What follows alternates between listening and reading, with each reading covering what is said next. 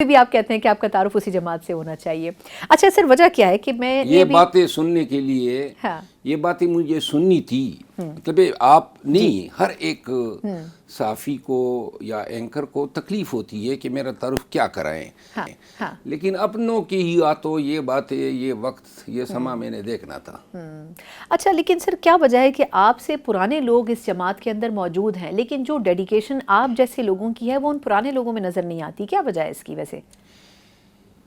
خیر یہ کیونکہ لوگ آپ کے بارے میں کہتے ہیں کہ آپ کو تو بڑا کم ٹائم ہوا ہے پارٹی میں، تو اس وقت سے کوئی فرق پڑتا ہے آپ کے خیال میں؟ میرے خیال میں یہ میرا 8واں سال ہے اس پارٹی میں.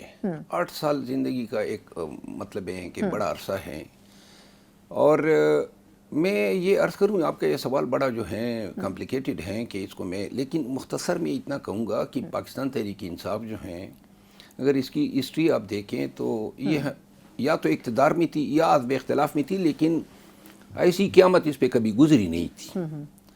تو جب یہ قیامت آ گئی 9 مئی کے بعد، تو پھر جو ہیں اس میں کچھ لوگ سونے سے کندن بن گئے اور کچھ لوگ جو سونا تھے وہ راک کا ڈیر بن گئے، تاریخ کے کوڑے دان میں پائے جاتے ہیں.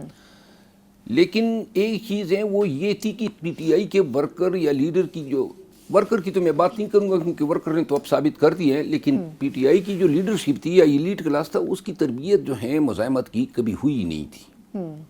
تو لہٰذا اسٹریٹ پاور کی آپ بات کریں، مزاحمت یعنی کہ ظلم جبر کے آگے ڈٹ جانا، مار کا کے بھی آگے بڑھنا.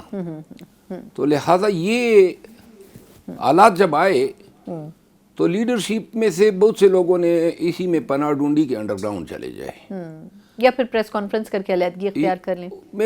وہ تو خیر میں نے کہا تاریخ کے کوڑے دان میں چلے گئے. جو انڈر گراؤنڈ گئے، یہ ایک موقع تھا جہاں پہ کوئی اپنی قیادت کی صلاحیتوں کو منوا سکتا تھا، خان سے وفاداری بتا سکتا تھا، جتلا سکتا تھا، یہ اپنے عمل سے ثابت کر سکتا تھا کہ اس میں جرت بھی ہے، ہمت بھی ہے، حوصلہ بھی ہے.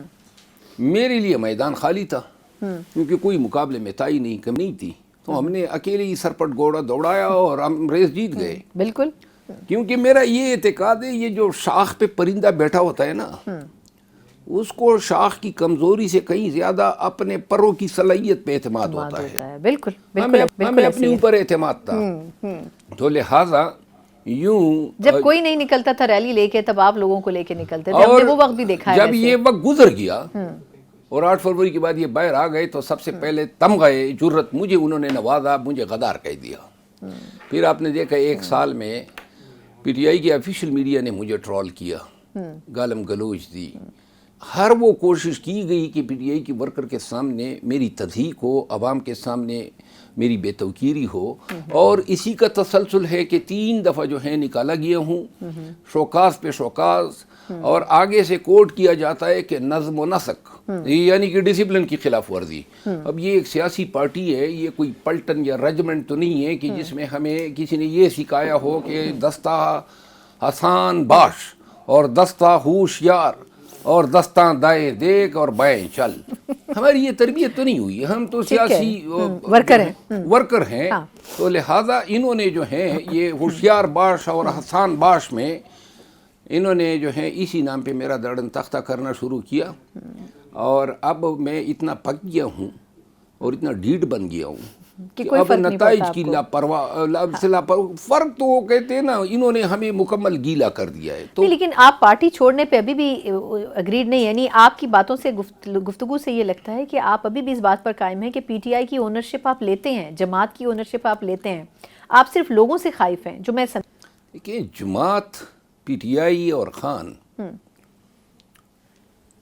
اسی کے لیے تو، خان کے لیے اور خان کے کاس کے لیے تو میں نے جو ہیں یہ ساری تحریک چلائی. بالکل، میں نے ان بدبختوں کو حکومتی مراعات، عہدے، نشستیں دلانے کے لیے تو نہیں چلائی جو ہماری محنت پہ بیٹھ کے اب کنڈلی مار سام بن گئے ہیں اور خان کے کانوں میں صرف میرے خلاف ہی زہر جو ہیں گول رہے ہیں.